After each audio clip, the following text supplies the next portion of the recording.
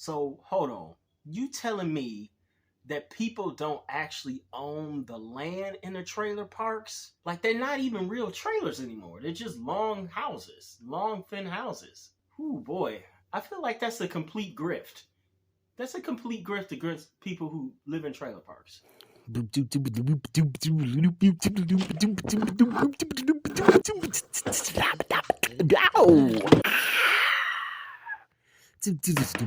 Wow.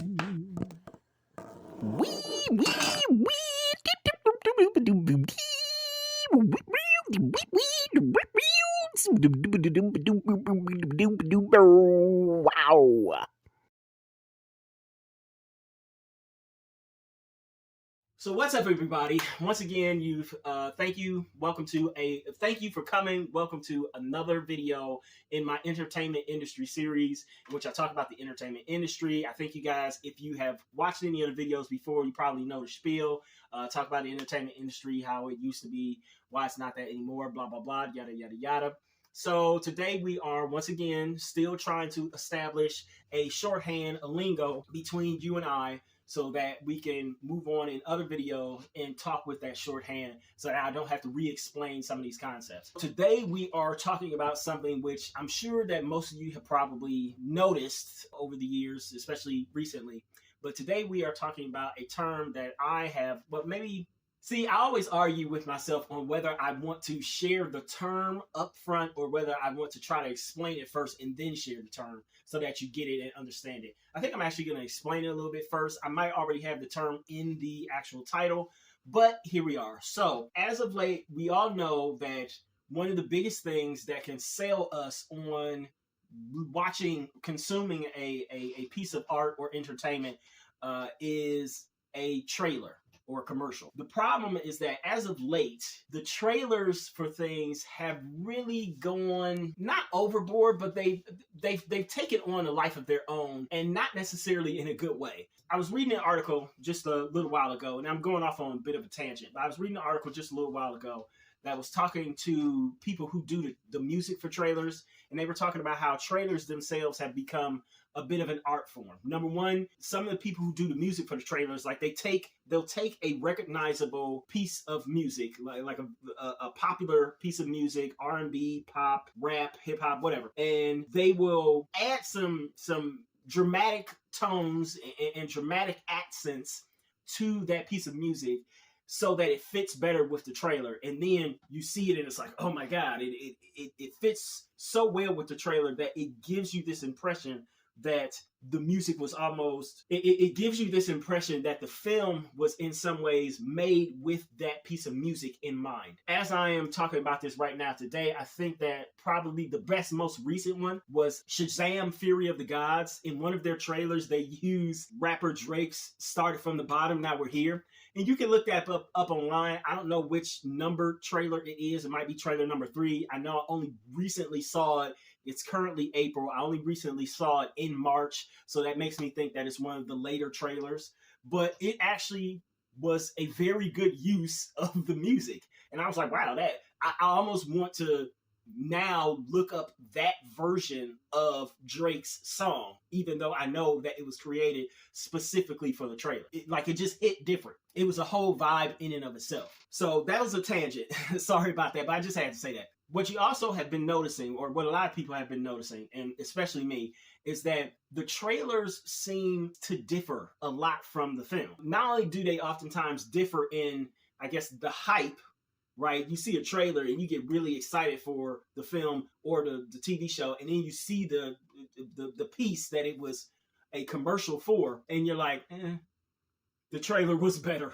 Like the trailer was better, the trailer was more exciting, etc., etc. Or you also see a trailer in which it feels like the entire film has been shown. This was a huge problem way back, what was it, 7 years ago when Batman v Superman came out. Wow, it's been almost a decade since Batman v Superman. Jeez Louise, that's crazy. When Batman v Superman came out, the final trailer looked like it showed basically everything. And that's what people were arguing. And then people went and saw the movie and they were like, oh, okay. It did show everything. Like it showed pretty much every single beat of the film. And so that just made them even more mad. And so I understand it. So I came up with the term trailer parked. This term, and like I said, all of my, well, not all of, but most of the things that I am saying here to try to build up our own lingo tend to have more than one meaning. So trailer park actually has three different meanings, but all of them work together here. The first meaning is just like what I said, is that the trailer shows too much of the film. I think that one of the things that Marvel learned from the Batman v Superman trailer, or from the DC trailers in general, is that you don't have to pick scenes of the film from the actual climax of the film. Like, you don't have to pick scenes that far into the runtime of the film in order to make a good and or effective trailer. So long as you make something that is slightly enticing to the fans, it should do its job. You don't need to show the fans literally all of the enticing, fun aspects of the film. You just don't. You don't need to show them all of that.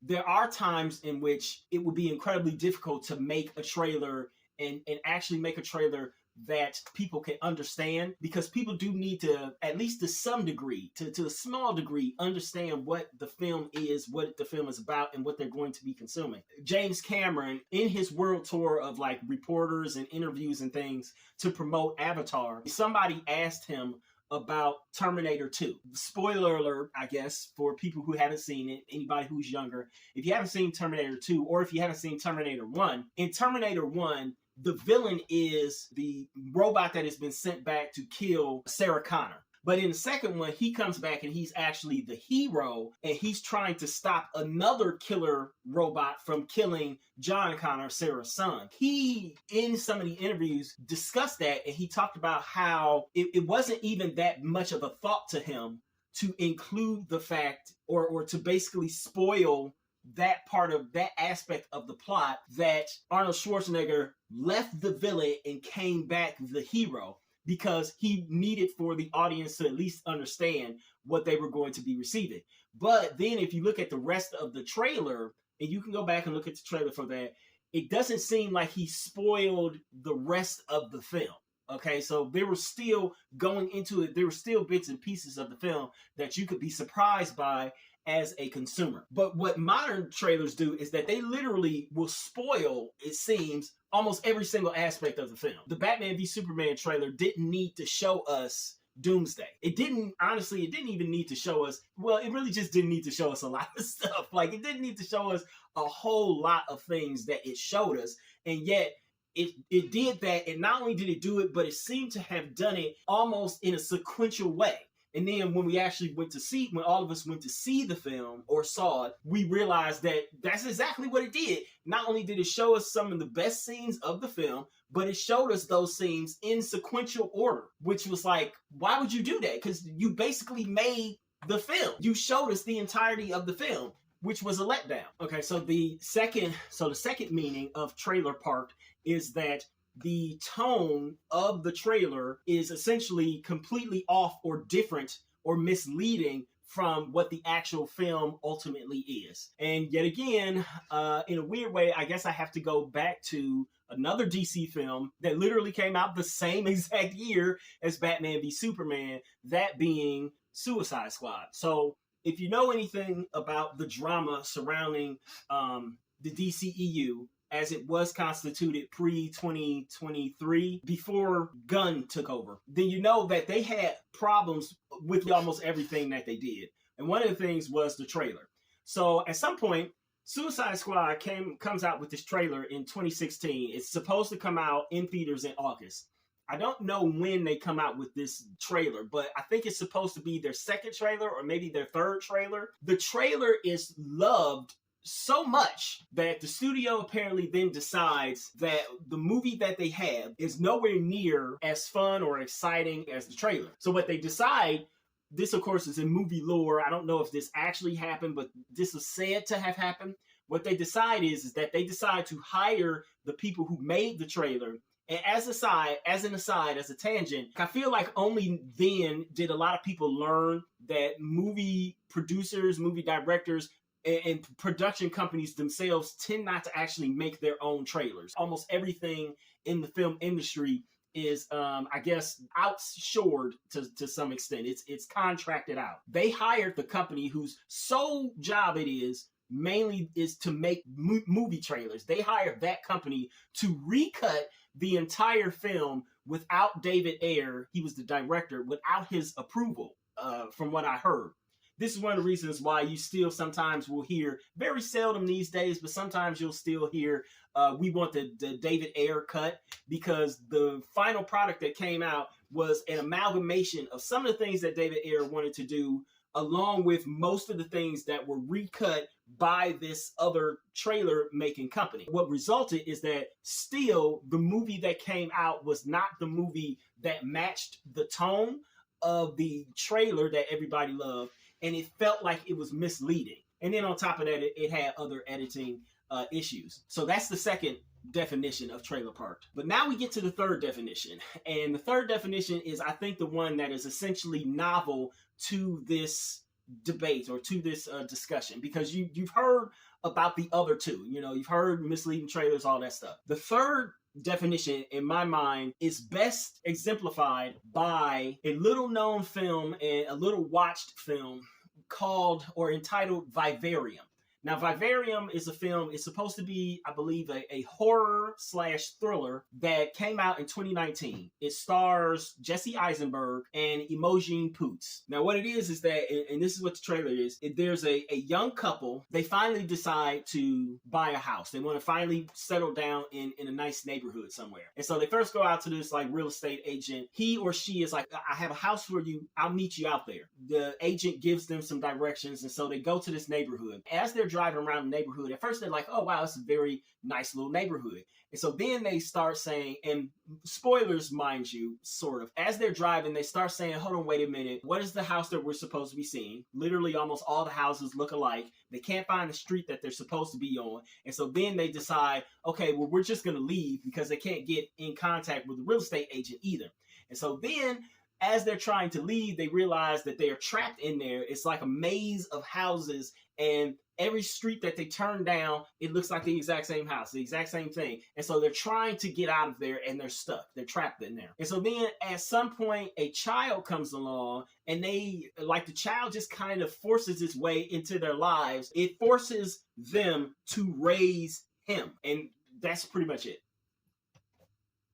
So here's the thing. The trailer is roughly about 1.5 minutes or 2 minutes or so for this film. And when you see the trailer, it's very intriguing. It's very interesting. It's like, oh wow, I wonder what the mystery is, what's really going on there. I kind of want to see that movie. The problem is that once you see the film, or once you start watching the film, you quickly realize that basically the whole entire film really only has about 15 or 20 minutes of actual plot/storyline. Mind you, this is different from the first definition, because I know that the first definition says that it kind of, that one spoils the film. This is slightly different, and I want you to try to understand the nuance here. It's not that the trailer has necessarily spoiled the film, but rather that the film does not have enough plot or enough storyline or enough character development in it that would warrant a runtime any longer than the trailer. The whole time I was watching this movie, it's an 1.5 hour long movie, maybe an 1 hour and 40-minute movie. The whole time I'm watching the movie, I kept thinking, after about the 15 or 20 minute mark, this story could have been better served as one individualized episode of The Twilight Zone. And I think at that time, it came out in 2019, I think at that time, Jordan Peele's new rendition of The Twilight Zone was out. It could have easily been one episode of The Twilight Zone and been made much better, probably 10 times better, simply by being that. The problem is that it wasn't one episode of The Twilight Zone. It wanted to be a full-length movie, and it just did not have enough plot, because once you saw the trailer, there essentially was nothing in the film to spoil, because there was nothing that really happened. Yes, there's some weird, freaky stuff with the boy, and it's supposed to build some tension there, and there's some tension with the actual couple, and you see them try to get out in different ways. You know, the car runs out of gas, so they try just walking one way the whole time through through backyards and stuff of houses, and then you see that it's like the child is a monster and everything. But like I said, at the 15 or 20 minute mark, it feels like you've seen literally the entire movie. You've seen the trailer and you've seen the first 15 to 20 minutes of the movie. And then from there, there's nothing that seems to really surprise you. So Trailerparked, for the last definition, what I'm trying to get at is that there is not enough plot or storyline outside of the trailer that would warrant this movie being made into a full-length movie or TV show. It just doesn't have anything else that it builds on. The trailer builds literally on everything, and that's pretty much it. After that, you're just left with a whole lot of nothing. It's nice visuals. They have even some nice sounds in there. They may have a few interesting themes or inventions, but outside of that, basically it takes an idea and it starts here and then it shoots up and then it plateaus for the rest of the runtime. It does nothing. It goes nowhere. It's better for you to just see the trailer and have a little bit of the rest of it explained out to you than to actually have to sit through the entirety of the film. That is when a film is trailer parked. So I hope that I was able to explain that to you as well as I could, at least, and so that you could get it, so that you can understand it. Again, with this having 3 definitions, I'll probably, if I do use it in other videos, which I probably will, I'll have to explain which one of the definitions it's supposed to be, whether it's number 1, number 2, or number 3. But like I said, we're developing our own language here. So there you go. I don't have a sign-off still. Hey, everybody. So while I don't have an official sign-off yet, I guess I should do the whole please like, comment, share, and if you so desire and you want to see more, subscribe. But more importantly, I will ask that you please go and purchase one of my books. They are mostly ebooks, and pretty much they are all under $10. See if any of my work is actually any good, if it lives up to any of the things that I'm talking about here on my channel, specifically with the entertainment industry videos. So please go purchase my books. All of my links are down below. Thank you.